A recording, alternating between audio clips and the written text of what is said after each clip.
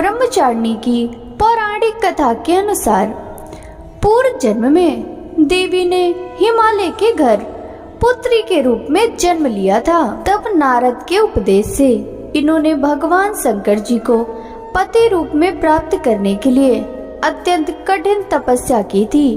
इसी दुष्कर तपस्या के कारण इन्हें तपस्चारिणी अर्थात ब्रह्मचारिणी नाम से अभिषिक्त किया गया। 1000 वर्ष उन्होंने केवल फल मूल खाकर व्यतीत किए थे। 100 वर्षों तक केवल शाक पर निर्वाह किया था। कुछ दिनों तक कठिन उपवास रखते हुए खुले आकाश के नीचे वर्षा और धूप के भयानक कष्ट सहे। इस कठिन तपश्चर्या के पश्चात 3000 वर्षों तक केवल जमीन पर टूटकर गिरे हुए बेल पत्रों को खाकर वह अहिर्निश भगवान शंकर की आराधना करती रहीं। इसके बाद उन्होंने सूखे बेल पत्रों को भी खाना छोड़ दिया। कई हजार वर्षों तक वह निर्जल और निराहार तपस्या करती रहीं। पत्तों को भी खाना छोड़ देने के कारण उनका एक नाम अपर्णा भी पड़ गया। कई हजार वर्षों की इस कठिन तपस्या के कारण ब्रह्मचारिणी देवी का वह पूर्व जन्म का शरीर एकदम छीड़ उठा। वह अत्यंत ही कृशकाय हो गई थी। उनकी यह दशा देखकर उनकी माता मैना अत्यंत दुखी हो उठी। उन्होंने उन्हें उस कठिन तपस्या से विरत करने के लिए आवाज दी, ओ माँ, अरे नहीं, ओ नहीं। तब से देवी ब्रह्मचारिणी का पूर्व जन्म का एक नाम उमा भी पड़ गया था। उनकी इस तपस्या से तीनों लोकों में हाहाकार मच गया।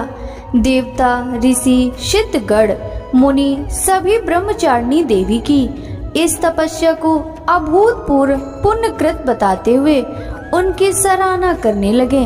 अंत में पितामह ब्रह्मा जी ने आकाशवाणी के द्वारा उन्हें संबोधित करते हुए प्रसन्न स्वरों में कहा, हे देवी, आज तक किसी ने ऐसी कठोर तपस्या नहीं की थी। ऐसी तपस्या तुम्हीं से संभव थी। तुम्हारे इस अलौकिक कृत्य की चतुर्दिक सराहना हो रही है।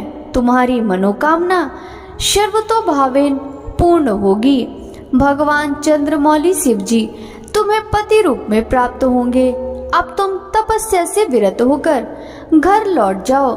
शीघ्र ही तुम्हारे पिता तुम्हें बुलाने आ रहे हैं। माँ दुर्गा जी का यह दूसरा स्वरूप भक्तों को और सिद्धों को अनंत फल देने वाला है। इनकी उपासना से मनुष्य में तप, त्याग, वैराग, सदाचार, संयम की वृद्धि होती है। जीवन के कठिन संघर्षों में भी उसका मन कर्तव्य पथ से विचलित नहीं होता। माँ ब्रह्मचारिणी देवी की कृपा से उसे सर्वत्र सिद्धि और विजय की प्राप्ति होती है।